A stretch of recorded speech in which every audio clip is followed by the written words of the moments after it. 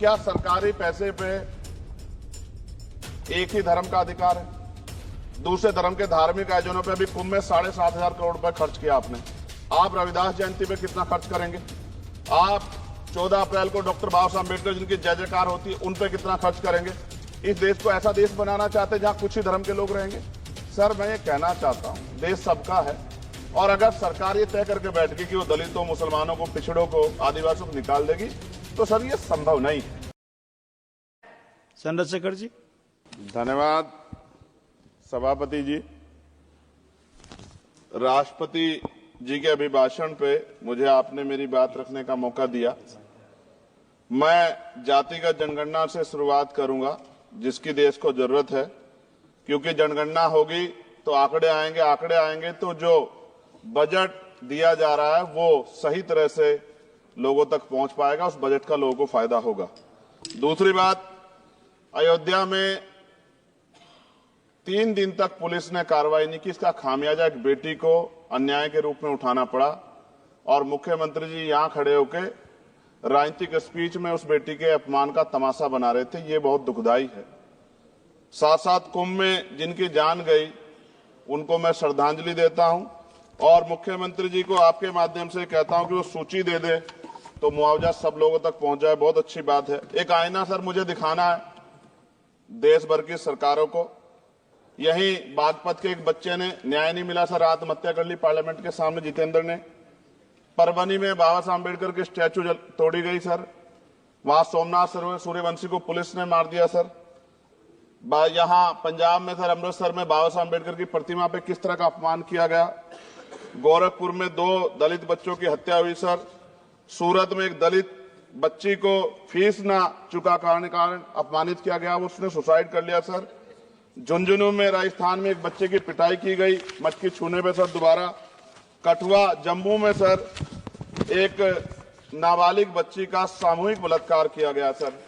साथ साथ सहारनपुर में भूमाफियाओं ने शमशान की भूमि को देवबंद में सर जबरन कब्जा करने की कोशिश की, गोलीबारी की सर।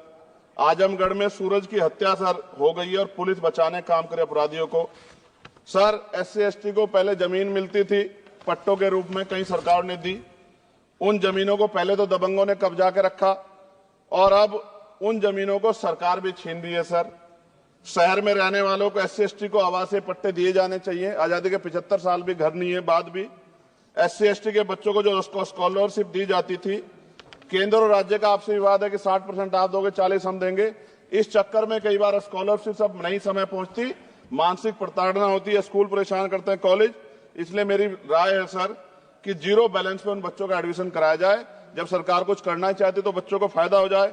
और देश भर में सर बहुत सारे छात्रावास बने हैं, लेकिन उन छात्रावास की स्थिति ऐसी है जर्जर, जैसे हमारे स्कूलों की है।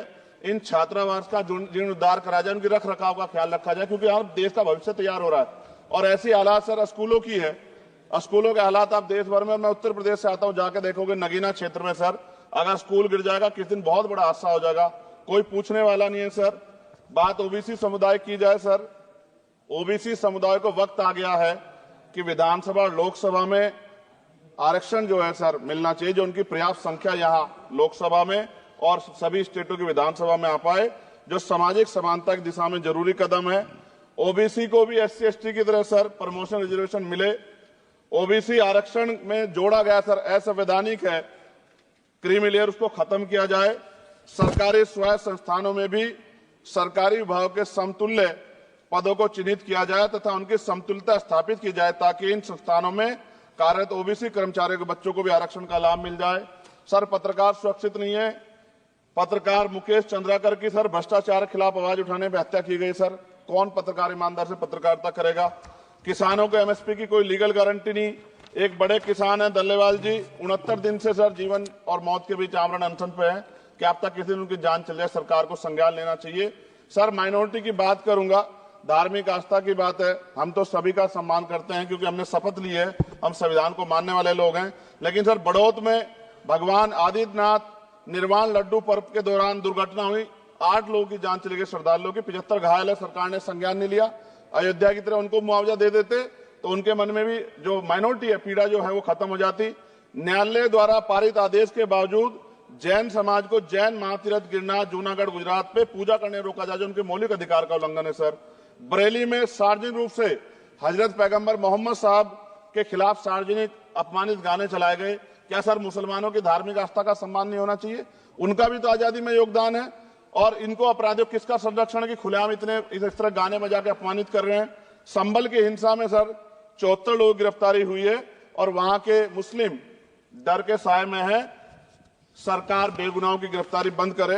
महाराष्ट्र में सर चंद्रपुर जिला पड़ता है, मैं अभी गया था, तालुका चिमूर में ताडोबा फॉरेस्ट में संगरामगिरी पहाड़ पर बौद्ध स्थल है सर, बहुत पुराना।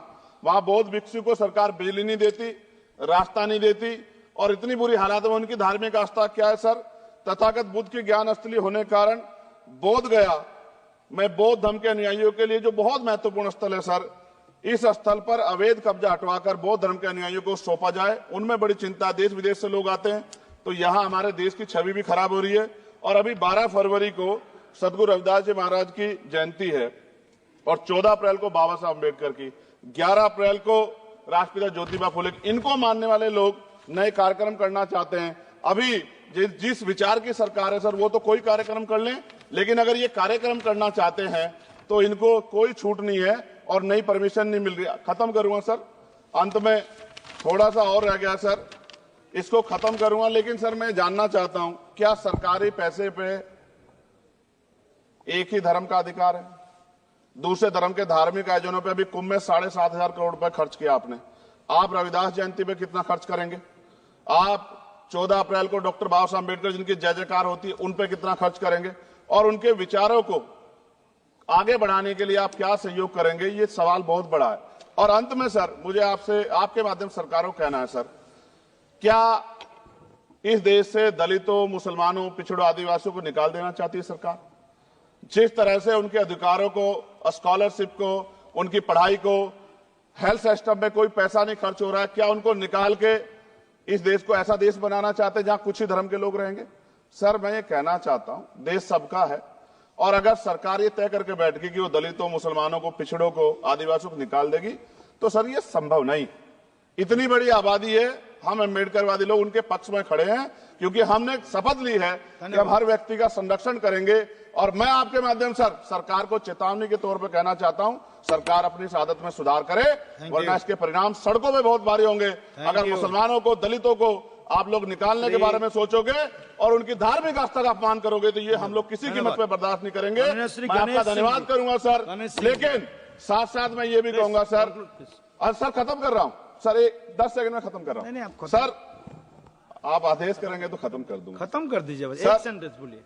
10 सेकंड में खत्म कर दूं सर, एक सेंटेंस में 10 सेकंड भी आएगा, बोलिए सर। मैं बस ये कहना चाहता हूं कि सरकार सभी का ध्यान रखे और उनमें भी गरीबों का ज्यादा ध्यान रखे, क्योंकि सर अभी जेब कटाई हुई 2800 रुपए का टिकट है सर इलाहाबाद का, 56,000 रुपए का था सर। मैंने मंत्री जी से कहा, तब जाके उन्होंने संज्ञान लिया, तब आधे रेट हुए। इसलिए कह रहा हूं, धर्म के नाम पे धंधा और लूट नहीं होनी चाहिए सर, इसकी जिम्मेदारी सरकार की। धन्यवाद सर। और ऐसी खबरें देखने के लिए सब्सक्राइब कीजिए हमारे यूट्यूब चैनल को। वीडियो पसंद आए तो लाइक, कमेंट और शेयर जरूर कीजिए। शुक्रिया।